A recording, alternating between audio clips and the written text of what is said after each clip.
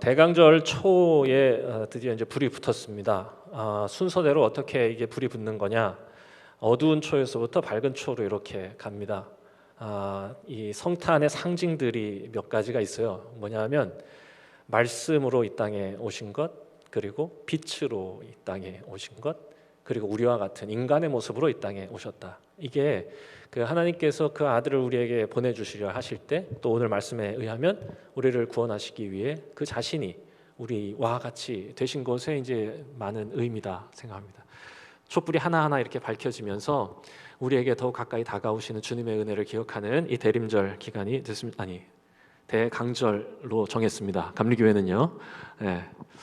대강절 이러면 이게 대강 때문에 그게 이제 그 이제 어감 때문에 이거를 잘 반대하시는 분들이 있는데, 굳이 왜 그러면 이걸 대강절이라고 했느냐?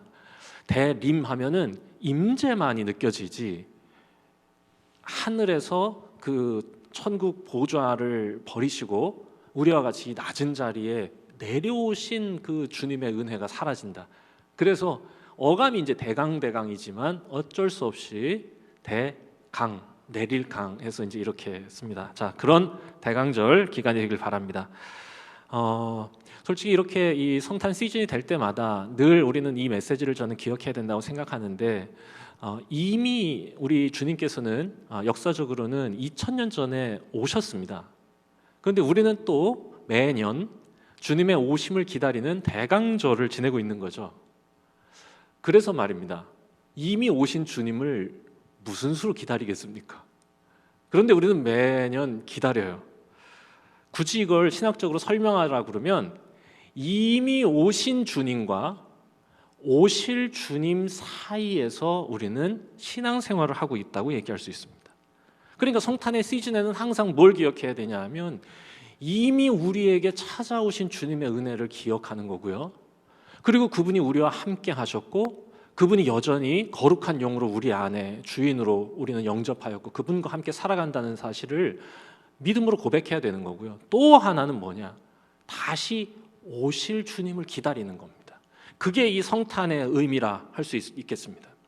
그래서 저는 오늘 두 가지를 여러분들하고 나눌 거예요. 오신 이유가 뭔지를 함께 살펴야 오실 주님을 더 잘 기다릴 수 있기 때문에 그렇습니다. 자, 오늘 첫 번째, 오신 이유가 뭔가를 살펴보겠습니다. 이 사실을 우리가 정확하게 기억하고 잊지 말아야 된다고 생각하는데요. 오늘 우리가 읽은 이 말씀이 기독교 신앙의 핵심이 되는 말씀이면서 오신 이유를 우리 예수님이 직접 그분의 육성으로 우리에게 들려주신 말씀입니다. 하나님이 세상을 이처럼 사랑하사 독생자를 주셨으니 이는 그를 믿는 자마다 멸망하지 않고 영생을 얻게 하려 하십니다. 하나님이 그 아들을 세상에 보내신 건 세상을 심판하려 하심이 아니요 그로 말미암아 세상이 구원을 받게 하려 하심이라. 이거는요, 성탄절 때마다 우리가 기억해야 될 말씀입니다. 예수님이 이 땅에 오신 이유를 뭐라고 말씀하시냐?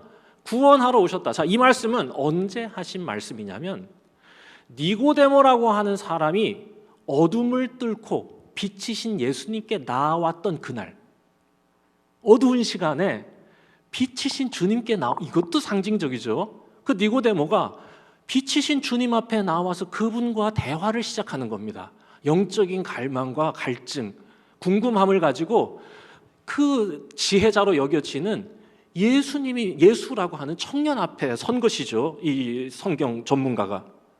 그때 예수님이 이 니고데모하고 같이 하나님 나라에 대해서, 그리고 위로부터 태어나는 것, 거듭난다, 이게 두 가지 의미가 있거든요. 거듭, 한 번 더라는 의미도 있고 위로부터라는 뜻이 있습니다. 이게 그런 중의적으로 쓰신 거예요. 뭐 그런 대화들을 막 나누신 겁니다. 야, 사람이 거듭나지 않고는 그 나라가 안 보여. 이렇게 예수님이 막 설명을 해주시다가 조용한 목소리, 낮은 목소리, 차분하게 따뜻하게 이 니고데모의 눈을 이렇게 마주하시고는 그때 해주셨던 말씀이 이겁니다. 오신 이유를 뭐라고 얘기하시느냐? 하나님이 세상을 이처럼 사랑하사 독생자를 주셨으니 그를 믿으면 영생을 얻게 하려 하시는 거다. 그런데 이걸로 충분하지 않다고 생각하셨는지 여기에 한 말씀을 더 하시는 겁니다. 17절입니다. 뭐냐?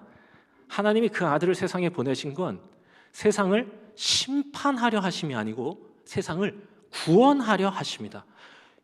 심판하려 하심이 아니라 구원을 받게 하려 하십니다. 이게 예수님이 오신 목적이라고 그 니고데모의 눈을 이렇게 보면서 그때 아주 진지하게 이렇게 말씀해 주신 겁니다. 너무 멋진 말씀이죠. 내가 여기 온 건 심판하려 한 게 아니라 구원하러 온 거야. 이 말을 처음 들었던 니고데모의 마음은 여러분 어땠을까요? 너무 좋은 말씀이니까 그래? 나를 구원하러 오셨어요? 이렇게 생각하셨겠나? 여러분 이 말을 우리가 적어도 지금 우리가 이 말씀을 듣는 우리의 느낌과는 저는 전혀 달랐을 것이라고 생각합니다. 왜냐하면 우리는 그냥 예수님, 그러면 예수님과 무엇이 우리는 바로 연결되냐? 구원과 연결돼요. 예수님이 이 땅에 오신 건 당연히 우리를 구원하러 오신 거라고 생각해요. 그건 당연한 거야, 우리한텐. 그런데 여러분, 니고데모에게는 당연하지 않았다는 걸 여러분 아셔야 됩니다. 이게 핵심적인 메시지입니다. 니고데모는 아마 이 얘기를 들을 때 심장이 두근거리고 생각이 아득해졌을 것이다라고 저는 감히 상상해 봅니다. 왜냐하면 하나님은 우리를 평가하시고 심판하시고 오셔서 징계하시고 다스리는 분이지, 그분은 우리의 행동을 지켜보시다가 잘하는 자에게 상을 주시고 못하는 자에게 벌을 주시는 분이지, 그분이 우리에게 오셔서 우리를 구원하신다라고 하는 건 적어도 니고데모의 생각에는 없었을 것입니다.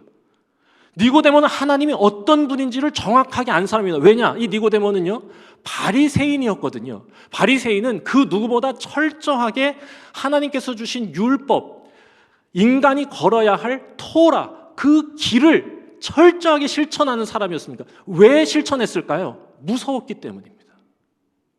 하나님의 심판이, 하나님의 평가가 두렵고 무서웠던 사람입니다. 그래서 그 두려움 앞에서, 그 엄하신 분인 줄 알았기 때문에 그분 앞에서 실수하지 않으려고, 그분이 오셔서 나를 심판하려 하실 때 나는 상 받고 싶어서 그렇게 열심히 살았던 사람입니다. 그런데 그런 그 니고데모에게 예수님이 뭐라고 말씀하시는 거냐?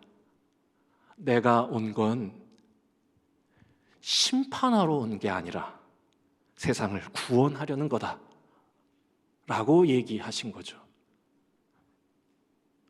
아마 이건 니고데모에겐 생각지도 못한 하나님의 선언처럼 들렸을 거라 저는 생각합니다.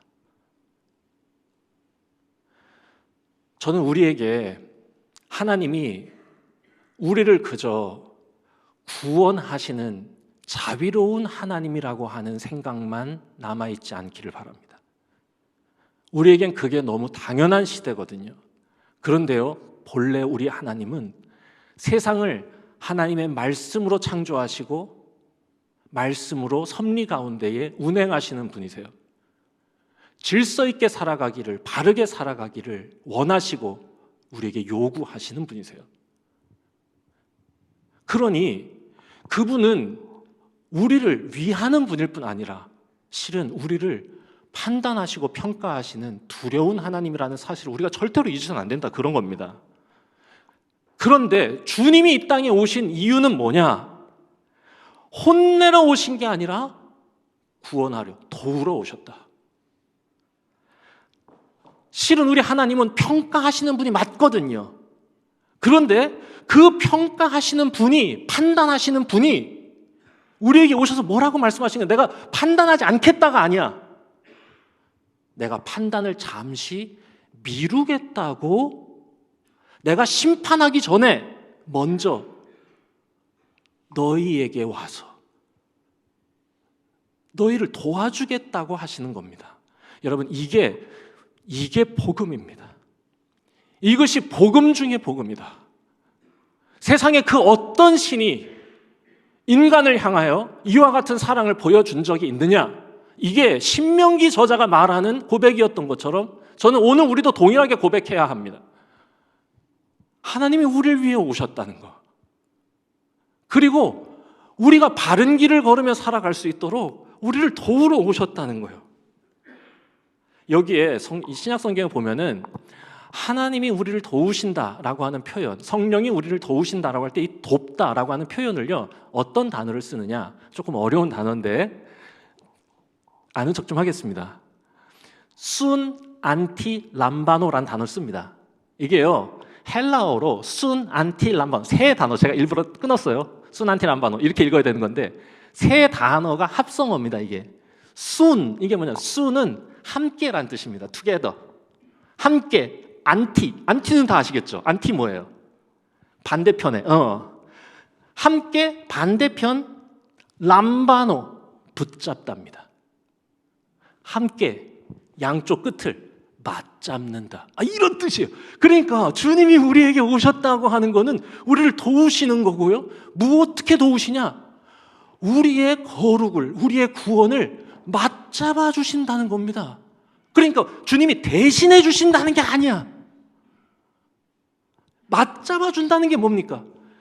헬스클럽에서 이거 들어 올릴 때 옆에서 기합을 넣어주는 것 정도, 아니면 살짝 그냥 건드려주는 것 정도, 자전거를 탈 때 뒤에서 잡아주는 정도, 달리기를 할 때 앞에서 같이 띄워주는, 요 정도를 해주시겠다는 거야. 그래서 뭘 하시는 거냐?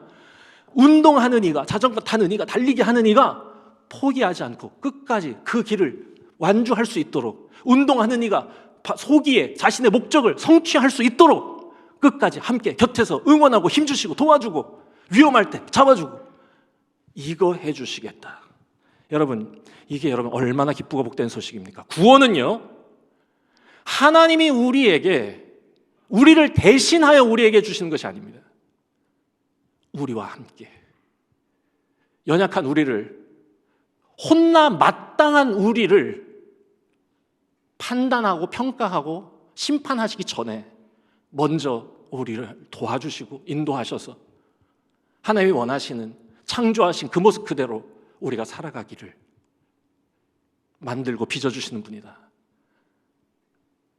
예전에 작품 활동 중이라고 같이 나눈 적 있죠.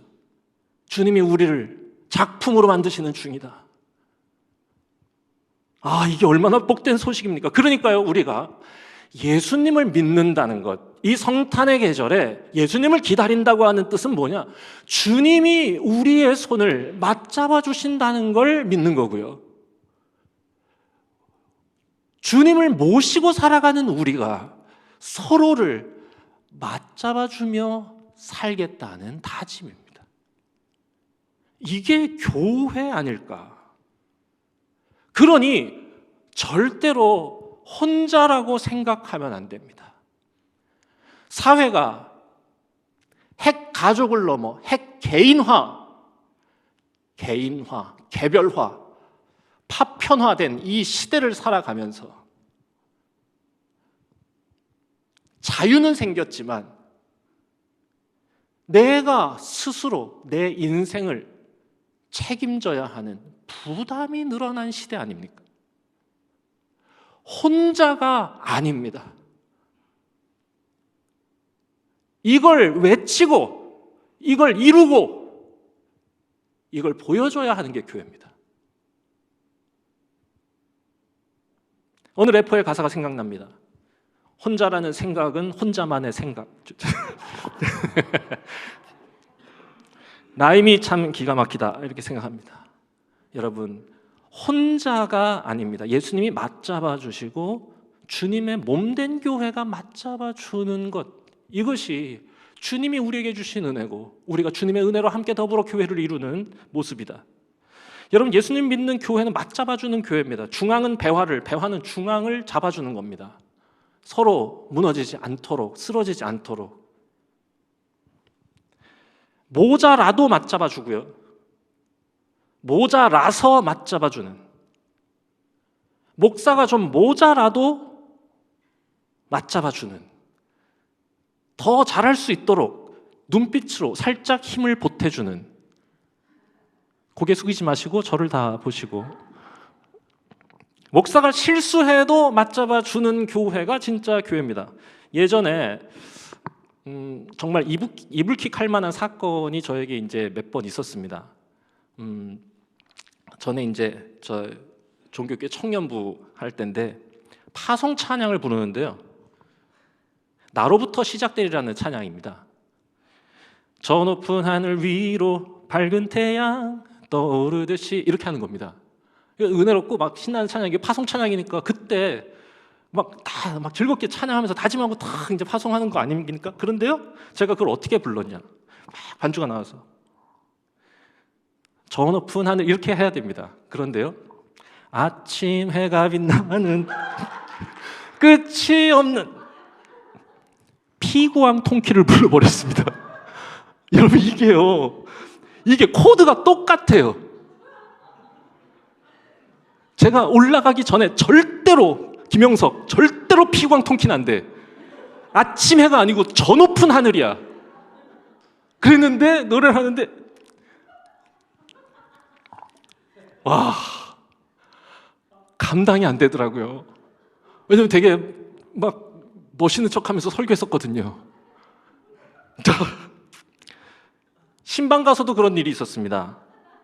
개업 예배에 엄청 진지하게 하나님의 말씀을 전하고 찬양을 하는데 항상 이곳에서 하는 모든 일이 주님을 닮기 원한다. 삶의 작은 일에도 이겁니다. 그래서 이제 그분의 길을 따라간다. 그래서 그게 이제 뒤에 가사가 삶 그분을 닮기 원하네. 사랑은 어떤 길입니까? 좁은 길로 가야 되잖아요. 제가 엄청 분위기 잡고 뭐라고 불렀냐? 그 넓은 길로. 야, 이게 감당이 안 됩니다. 이럴 때도 맞잡아 주는 교회가 좋은 교회다. 여러분, 우린 다 실수하고 모자랍니다. 주님이 우리의 어리석음과 연약함, 우리의 일탈과 불순종을 판단하고 심판하시기 전에 먼저 우리를 맞잡아 주기 위해 오신 사랑, 그것이 오늘 나를 있게 했다면 그분의 오심을 기다리는, 아니 그분의 이미 오심을 기뻐하는 우리들은 어떻게 해야 되냐? 누군가의 부족함과 모자람을 판단하고 평가하고 심판하기 전에 우리도 맞잡아주는 일을 해야 된다, 이겁니다. 이것이 성탄의 메시지입니다. 우리는요, 그저 우리만한 인생, 우리만한 경험을 하며 살아갈 뿐입니다. 이 사실을 꼭 기억하셔야 돼요. 내 경험으로 다른 사람을 판단하는 건 우리 주님도 하지 않으신 일입니다. 그러니 우리도 주님처럼 판단과 비난은 보류하고 먼저 용납하고 이해하고 기다려주는 일이 우선이라는 거. 자, 그러면 두 번째. 그렇다면 오실 주님이 오실 거예요. 우리 주님 오실 겁니다. 우린 그 믿음 갖고 살아가는 사람들인데요, 그분이 하실 일이 뭐냐? 저는 이거 두 가지로 정리할 수 있는데, 하나는 보류하셨던 그 일을 하는 겁니다. 뭐 하시는 거예요? 판단하시는 겁니다. 심판하시는 겁니다. 두 번째는 뭐냐? 성령으로 우리를 맞잡아 주시던 그 일을 완성하시러 오시는 것입니다. 두 의미가 있어요. 심판하시는 거고 완성하시는 거예요. 여러분, 우리 주님이 심판하실 겁니다. 이 사실을 여러분 잊지 않으셔야 돼요. 우리 주님은 심판하시는 주님이라는 사실을 잊지 않아야 경외함으로, 두려움으로 그분의 뜻 앞에, 그분의 인도하심 앞에 겸손하게 살아갈 수 있어요. 그분은 도와주시는 분이고, 그분은 구원하시는 분이고, 그분은 날 위로해 주시는 분이고, 나에게 힘 주시는 분이고, 맞아. 그렇지만 그분이 마침내 그날에 우리를 심판하시는 분이라는 거 기억해야 돼요. 그런데 한 가지 더, 심판하셔서 뭘 하시는 거냐? 선과 악을 판가름하시고요, 누가 선한지 누가 악한지 누가 옳은지 누가 그른지 그날에 하실 거예요. 그래서 그 날에 악인은 영 벌에, 의인은 영 생에 거하게 하실 것이다. 그러니 우리는 어디 있어요? 어려워요? 여러분, 우리 어디 있습니까? 영벌, 영생. 할렐루야. 그럼요. 우리는 믿음으로 주님 앞에서 그분의 맞잡아 주심에 감사하며 그분의 인도하심을, 양심으로 말하심을, 생각으로 우리에게 지혜 주심을, 거룩하게 신령하게 우리를 인도하심을 믿는 사람들이니까, 우리가 포기하지 않고 우리가 악을 위하여 살아가지만 않는다면 주님은 반드시 우리를 통해 하나님의 일을 이루실 것이고 우리를 작품으로 만드실 것이다 믿는 사람들이니까, 그 날을 더욱 기다리며 살아갈 때 우리는 그날 어떻게 되느냐? 영생을 얻을 것입니다. 다시 하겠습니다. 이 정도까지 힘주면 아멘을 하셔야 되는 겁니다. 다시 하겠습니다. 제가 본래 이런 거 잘 안 하는 사람인데, 우리는 그날에 영생을 얻을 것입니다. 아멘입니다. 그럼요. 그럼요. 그래서 저는 그 날을 심판의 날이라고 부르지 않고 그 날을 완성의 날, 새하늘과 새 땅이 이루어지는 날, 축제의 날이라 부르고 싶습니다. 그걸 그날 신앙이라 저는 명명합니다. 그 날을 기다리는 거죠. 그 날을 맞잡아 주시던 그 일을 완성하시는 겁니다. 그 날에 우리 주님은 그 나라를 완성해 주실 것입니다.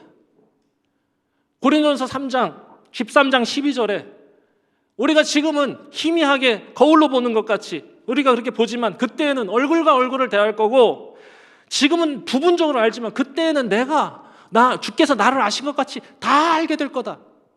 언제요? 그날에. 지금은 하나님의 나라가 온전히 보이지 않아. 내 삶에 이루어진 하나님의 나라, 내 삶이 작품으로 만들어진 것이 지금은 이게 완성될까? 이런 생각이 들지만, 그러나 그날에는 반드시 이룰 거다. 바울이 얘기하는 거예요. 그날에 대한. 왜? 바울이 그날 신앙을 가졌거든요. 그러니 희미하게 이루던 그 일들이 이루어진 날까지 믿음으로 기다리는 겁니다. 그러니 지금 우리가 성탄을 기다리면서 힘써야 할 것, 첫 번째, 낙심하지 않는 겁니다. 나를 보고 낙심하지 않는 겁니다. 우리를 보고 절망하지 않는 겁니다. 하나님을 보고 우리에게 그 아들을 보내신 하나님의 사랑을 기억하고 낙심하지 않는 겁니다. 갈라디아서 6장 9절입니다. 우리가 선을 행하되 낙심하지 말지니 포기하지 아니하면 때가 이르매 거두리라. 낙심하지 않는 겁니다. 우리를 만드신 하나님이 우리를 포기하지 않고 우리와 같이 되셔서 우리를 맞잡아 주시고 우리를 빚어주고 계시니, 내가 낙심하는 건 하나님의 그 사랑 앞에 무례하게 하는 것입니다. 두 번째, 힘들수록 더욱 주의 일에 힘쓰는 것입니다. 시대가 어려울수록, 나의 마음에 흔들림이 있을수록 더욱 주의 일에 힘쓰는 것. 고린도전서 15장 58절입니다. 그러므로 사랑하는 형제들아, 견실하며 흔들리지 말고 항상 주의 일에 더욱 힘쓰는 자들이 되라.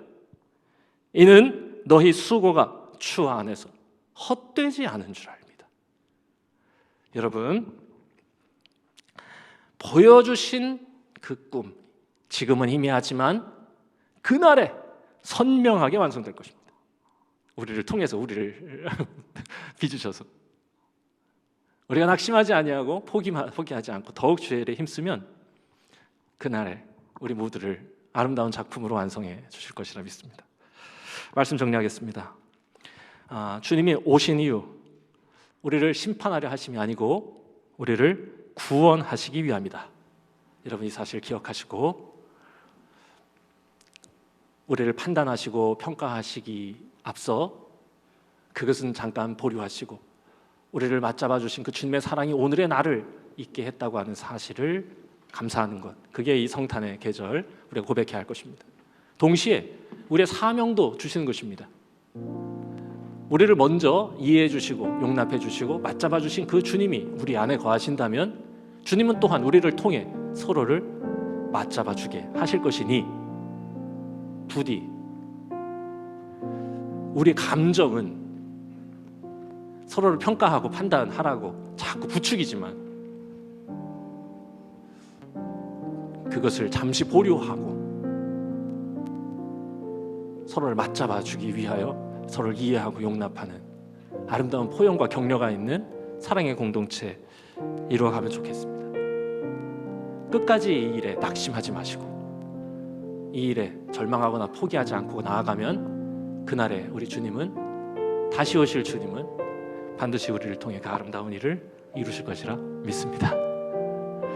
자, 함께 우리 찬양하겠습니다. 마라나타, 주 예수여 속히 오시옵소서. 이 찬양인데요, 주 예수 그리스도가 다시 오실 그날을 기다립니다. 그날에 반드시 우리를 아름답게 완전하게 완성시켜 주실 것을 기대합니다. 이 마음으로 찬양하겠습니다.